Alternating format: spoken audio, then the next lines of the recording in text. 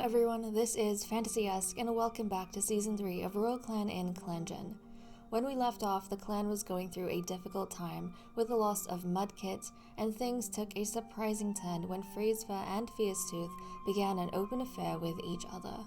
Now I did say that I would be playing off camera until we had a pregnancy notice, and that is why we are back. It was moon 175 when we left off, and we are picking up 23 moons later. It is now moon 198 in the first turn of Leaf Fall. But before we see what happens next, let's take a look at the cat list to see what has changed. As you can see, the clan has gotten smaller because we have had some deaths. So let's go ahead and take a look at who we have lost, and these came as a big hit to me because they were very, very unexpected. But guys, in these 23 moons, we have lost Scorch Hollow and his brother Lotus Gaze, which absolutely guts me. They were the newer generation, the younger population that was going to keep the clan strong, and after their deaths, the only youths we have are pretty much Burnline and her sisters. So the fact that Burnline is finally pregnant is a big deal. But Scorch Hollow and Lotus Gaze, they actually died in a border ambush by a hostile clan, and both of them died together on the same patrol. Now, I'm a little bit hazy on the specifics of that patrol, but what I do remember is that, where is she? Bone Beetle was actually the cat who messed up. She messed up during a patrol that she was in, and so was Scorchhole and Lotus Gaze. And the two brothers were the ones who paid the price of her mistake, and they got caught in the whole patrol got caught in a border ambush from a hostile clan. Also, I'm not sure if this is something that we were already facing when we left off. I don't think so, but the clan has undergone some wars, like we have slipped into wars. If we go to the Leader's Den, we are actually hostile with all clans except for Down Clan, who we are neutral with. So yeah, the other clans think we are wary. Of course, we are, for a while there, under Foxstar. I think the constant sabotaging, it wasn't really seeing the kind of response to war that we thought it would. But in these 23 moons, I think King Foxstar's leadership has done enough that the other clans have openly become hostile towards us. So that's kind of what happened, and the loss that we faced, which is very, very unfortunate. But those are the only deaths that we had. So it wasn't even like elders or anything this time around. No, it was just that. We have also had, I think, some of our cats become older. So Cinnamon Tail, as you can see, is now a senior. The other thing was, guys, Flare Freckle, we've already discussed this. She was the oldest living cat when we left off, and she is still around to this day. You might see on her pelt, she has a bit of a mark near her chest or foreleg, and that's because she had a snake bite. She had a snake bite, and she survived that. But she ended up getting scarred in the process, and she is now 192 moons old, but she is still going strong, which just boggles my mind. Like, she's been around for so long. For a second, I thought that snake bite was going to be like her end. That's what that was going to be, how she kind of left Royal Clan in the Royal Grotto, and her time with us moved on to Star Clan. But no, she recovered from that snake bite, and she is healthy and happy.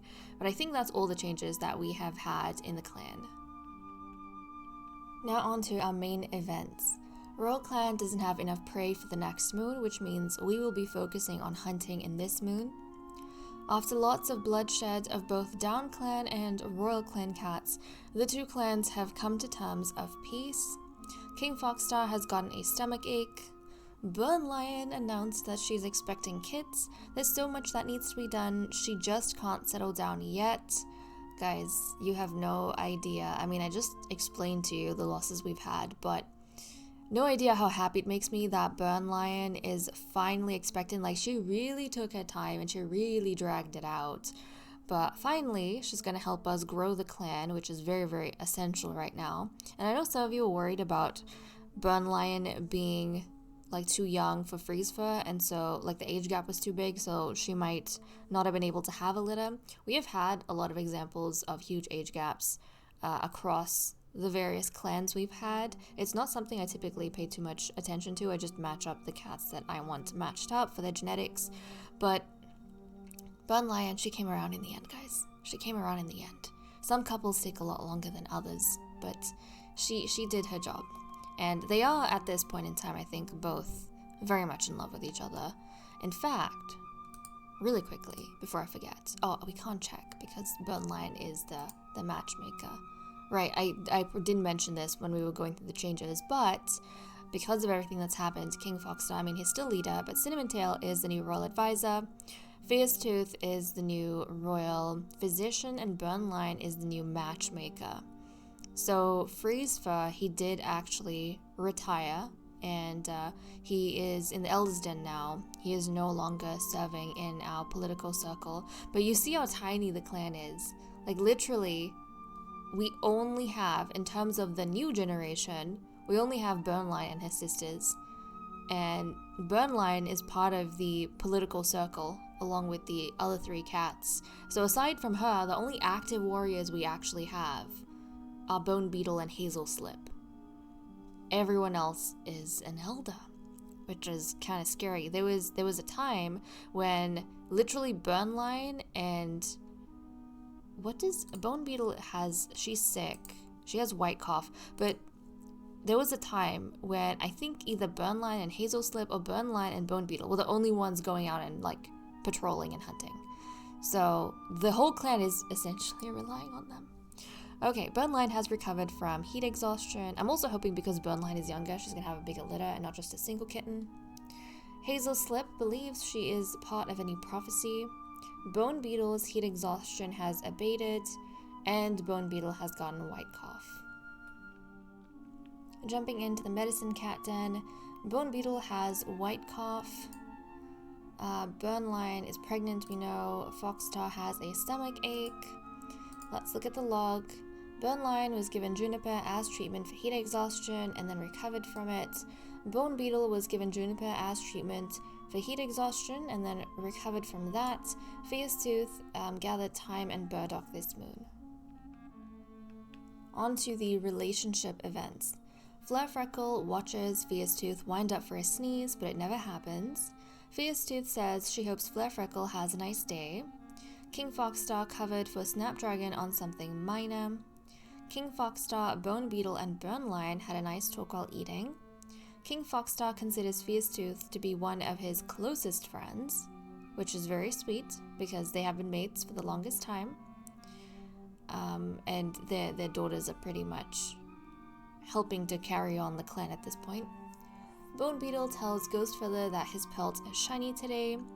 After the clan finds a strange object, Ghostfeather notes that Burn Lion has been a little too fascinated with it. Freezefur is hoping that King Foxstar notices him. Freezefur and Fierce Tooth had a conversation where they realized they didn't have much in common. I think they're still mated, if I'm not mistaken. There was a point, yeah, he is mated to, mother and daughter. Not his, but, Fierce Tooth is Burn Lion's mother. And it kind of felt like, it almost felt like a quick decision made, or a decision made out of fuss, but I suppose the more time they're spending together in that proximity, they're realizing they don't have much in common. But I don't know, this was something that developed in the background when Freezefur was pulling away from his first love, Cinnamon Tail, and he was mated to Burn Lion, but then that was something that the king had requested of him. It was an official match. And not too long after that, he kind of fell in love with Fierce Tooth. But I don't know. Freeze's relationship with Burnline has gone very strong. They're both very much in love with each other. And now they're expecting a family, so I don't know if he's going to be as inclined towards Fiercetooth anymore. Burnline keeps yawning during Cinnamon Tail's story. Cinnamon Tail notices that Burnline has finished all her tasks without issues lately. Fiercetooth sees a pretty flower in Snapdragon's nest. When a clanmate passes by holding stinking herbs, both Fiercetooth and Hazelslip gag. Fiercetooth came back to prey, sulking after failing to catch Freeze's favorite prey for him, but he didn't seem to care, nuzzling into Fiercetooth's neck. He was just happy Fiercetooth was back. Okay, see, stuff like this makes me feel like they do have tiny disagreements where they realize there might not be the right match, but I think when we left off, they started having an open affair.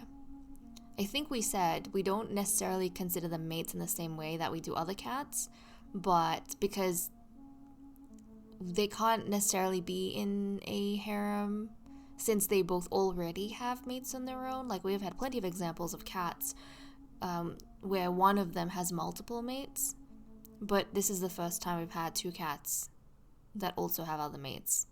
So that cancels out, and I kind of figured it would just be an open affair between the two of them. So nobody really stops them and nobody really says anything to them. It's kind of just accepted that they have feelings for each other and they spend time together.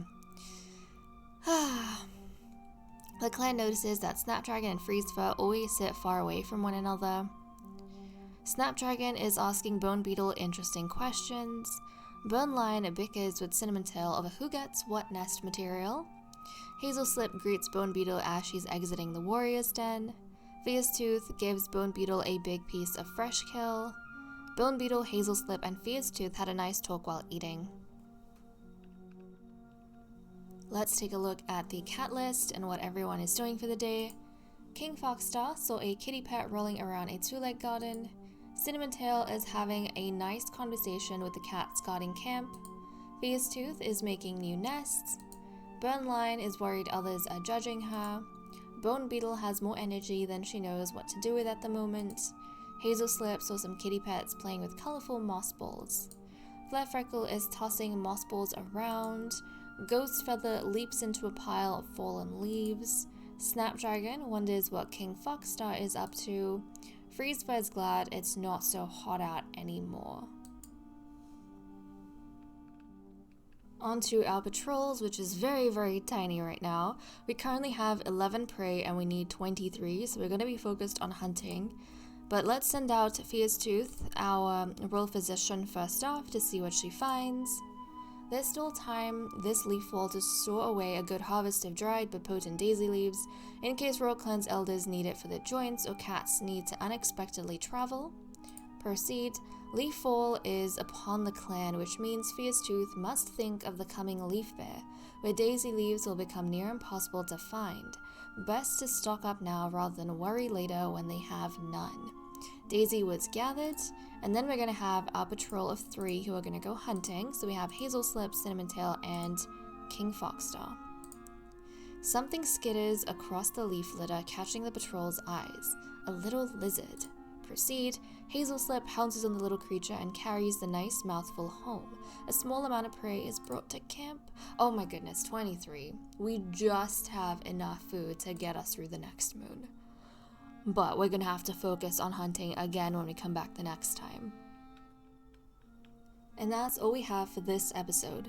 We returned after 23 moons to celebrate the announcement of a pregnancy in the Royal Grotto, and we also took measure of our losses in that time. There'll be more struggles to come for the clan, especially with the shortage of food, but for now they'll go to sleep with full bellies. With that said and done, I'm going to leave off here. Thank you so much for watching. I hope you all enjoyed, and I will see you all next time. Bye bye.